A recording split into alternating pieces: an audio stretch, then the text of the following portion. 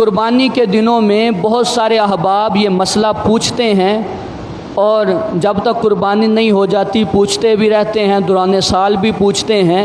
کہ قربانی کے جانور میں عقیقے کا حصہ ہو سکتا ہے یا نہیں ہو سکتا۔ تو اس کا جواب یہ ہے کہ قربانی کے جانور میں عقیقے کا حصہ ہو سکتا ہے،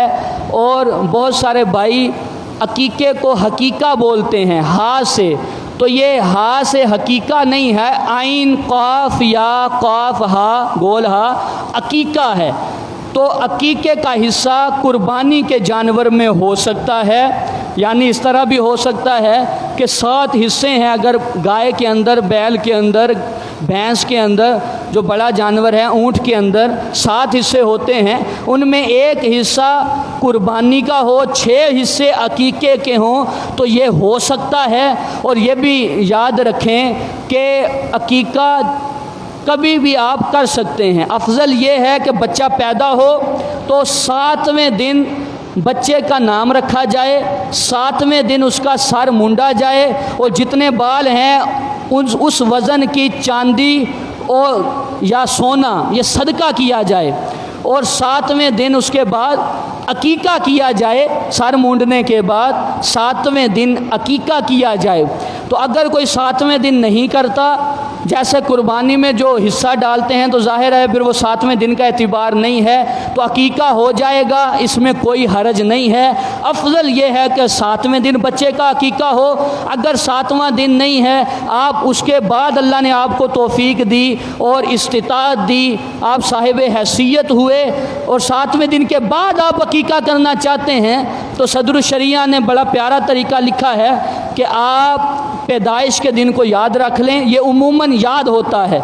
اور پیدائش کے دن سے جو پہلے والا دن ہے یہ بچے کا 7واں دن بنے گا، تو اس دن عقیقہ کریں۔ اگر کوئی 7ویں دن کا اعتبار نہیں بھی کرتا اور عقیقہ کر دیتا ہے پھر بھی عقیقہ ہو جائے گا۔ افضل یہ ہے کہ جو لڑکا ہے اس کی طرف سے 2 بکرے، 2 مینڈے یا 2 اس طرح جو نر ہیں وہ ذبح کیے جائیں، بکرے، مینڈے یا دمبے،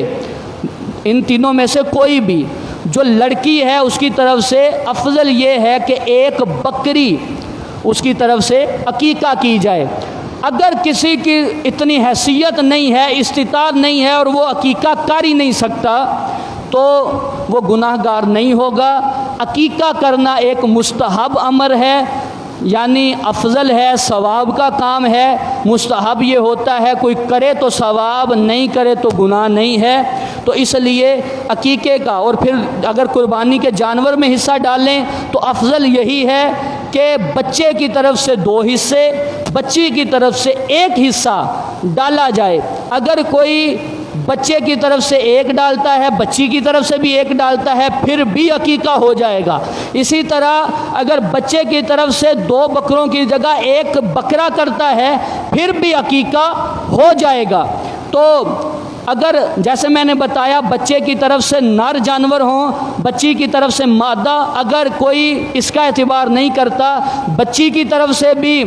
نر کا ہی اہتمام کرتا ہے اور بکرے کو ہی ذبح کرتا ہے، پھر بھی جائز ہے۔ اور تیسری بات یہ بھی ذہن میں رکھیں